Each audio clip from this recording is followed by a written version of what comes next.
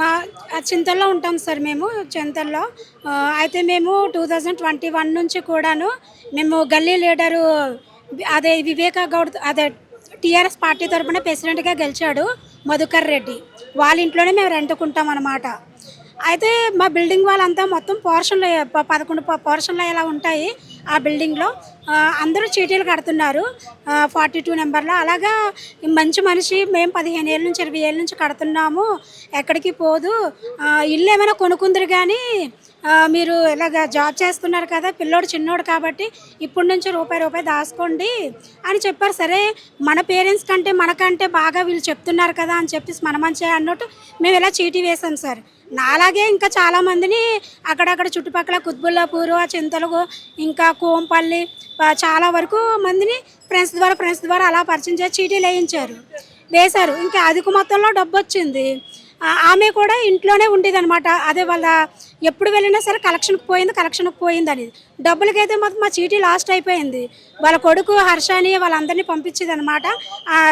కలెక్షన్కి తీసుకొని పోయేవారు, మనీ డబ్బులు పట్టుకొని పోయేవారు. నా చీటీ ఇంకెప్పుడైతే లాస్ట్ అయిపోయిందో నేను అడగడానికి నేను ఒక 5 లక్షల చీటీ ఒకటేసాను, ఇంకొక 3 lakhs ఇంట్రెస్ట్కి ఇచ్చాను. నెలకు ఒక ఇంట్రెస్ట్కి 3 lakhs ఇచ్చాను కదా, అదేమో ఒక 6,000, మిగిలిన అమౌంట్ ఏమో కట్టేదాన్ని అనమాట. ఏ నెల ఎంత పెరుగుతా అంతా కట్టమనేది కట్టేదాన్ని. అంటే 8,000, 9,000, 10,000 అలా పెరిగిన కొద్దీ కట్టేదాన్ని. ఈ ఇంట్రెస్ట్ ఆటతో కలిపితే 16,000 అలా అయ్యేది అనమాట. ఇలా కట్టివారు అనమాట.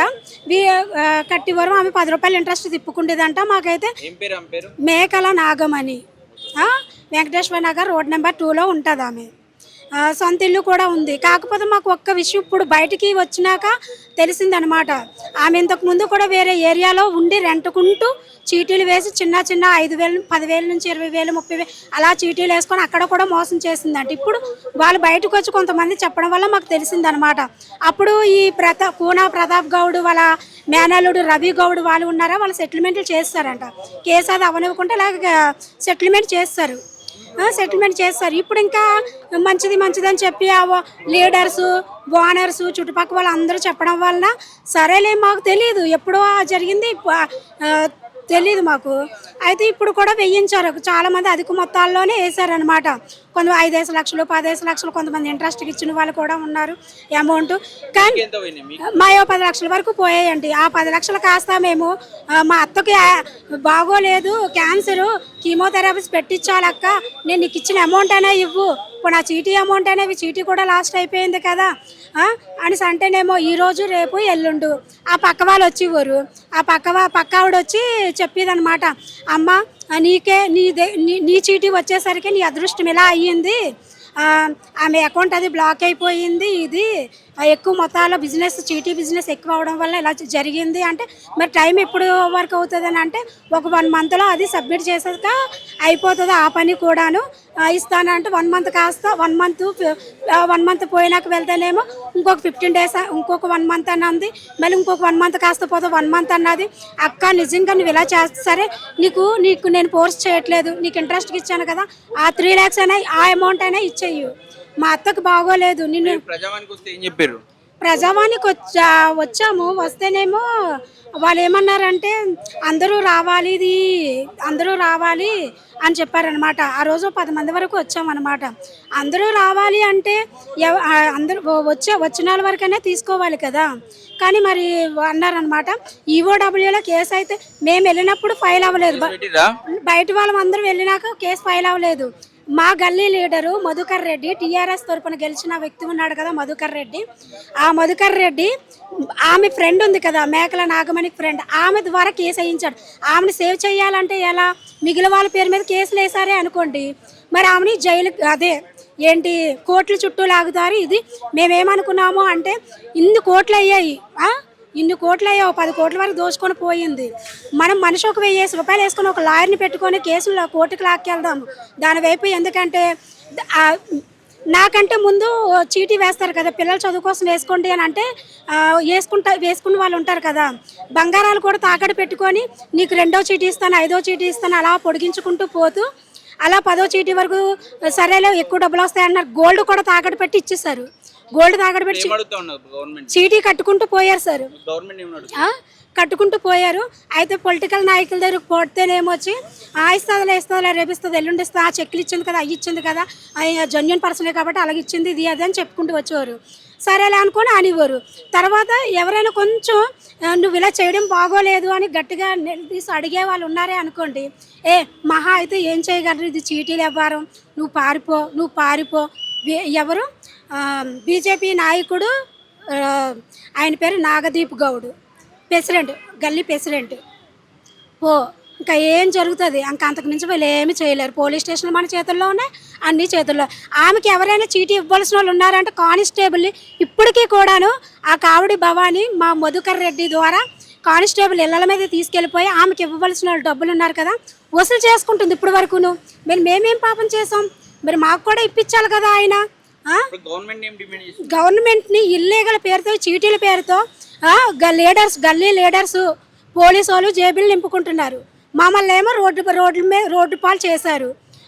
సరేలే ఇలా జరుగుతుంది కదా ఆమె ఇంట్లోకి వెళ్ళిపోయి మంచితనంతో డబ్బులు తీసుకుందాము అని చెప్పి నేను ఆమె ఇంట్లోకి పోతేనేమో నన్నేమో మేము ఆ టార్చర్ తట్టుకోలేక చిన్నపిల్లడితో ఉన్నాం కదా, సరే అని వేరే దగ్గరికి పోదాం, సామాన్య టైం ఇవ్వండి అని చెప్పాము.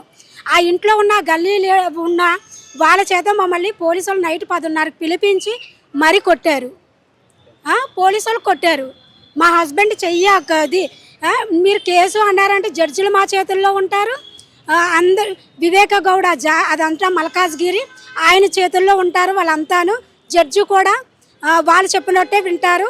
నువ్వు ఇలా చేసావంటే మాత్రం అనేసి వాళ్ళు అన్నారన్నమాట. చెయ్యికి 20,000 మీ హస్బెండ్ చెయ్యికి అని ఎవరు ఆయన ఏం పేరు నాగదీప్ గౌడ్ చేత 35,000 చెయ్యి ఇరిగిపోయింది కాబట్టి చెయ్యికి కూడా ప్రాణం పోయినా సరే ఇలా సెటిల్మెంట్లో చేస్తారా సార్? ప్రాణాలు పోయినా ఇదే చేస్తారా? ఆ ఏరియాకి మల్లారెడ్డియో మరి ఇంకే రెడ్డియో ఆ గౌడులు ఉన్నారని చెప్పి ఆ గౌడోడు ఎవడు బీజేపీ నాయకుడు ఉన్నాడు కదా నాగదీప్ గౌడ్ వాడొచ్చాడు. గౌడు రాజేష్ మా ఆయన కొట్టింది రాజేష్ గౌడ్ కొట్టారు. చెయ్యి ఇరిగిపోయింది, కన్ను పోయింది, పిడిగుద్దులు గుద్దారు, ముఖం అంతా స్వెల్లింగ్ అయిపోయి ఫుల్గా. నేను రోడ్ల మీద జుట్టు పట్టుకొని ఈడ్చో బ్యాగ్ కూడా నాకు ఫుల్ గిడ్డినెస్ లాగా వచ్చేది అనమాట. ఒక 15 days వరకు లెగలేకపోయాను. 15 days వరకును అంబులెన్స్ కూడా ఫోన్లు గుంజుకొని సార్. వాళ్ళ రౌడీజం ఏంటో తెలీదు ఆ ఏరియాలో, ఆ కోనావోల ఏరియాలో ఆ జాగిరీలో ఆ రౌడీజం ఏంటో. డబ్బు ఉంటే చాలు. ఆ అడ్డకూలి మేకల నాగమని అడ్డ కూలీది, అది పూల పనులు చేసుకుంటేది. దానికి ఇంత భూములు ఉన్నాయి, ఆస్తులు ఉన్నాయి, అయ్యున్నాయి, ఎక్కడికి పోదని చెప్పి ఆ ఏరియా వాళ్ళందరూ చీటీలు వేయించారండి నమ్మించి.